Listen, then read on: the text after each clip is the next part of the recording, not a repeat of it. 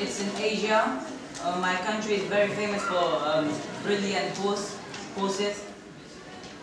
They have the best horses in the world. We have mostly Muslims in Afghanistan. There have been wars in my country, so we are always in the news 24/7. But we are very peaceful people.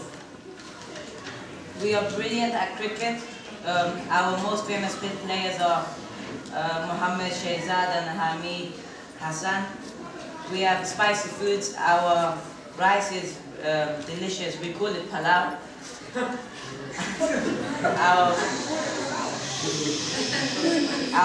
Our population is 28 million people, and we have a game.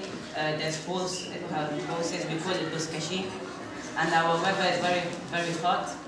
And thank you. Any questions? Thank you very much.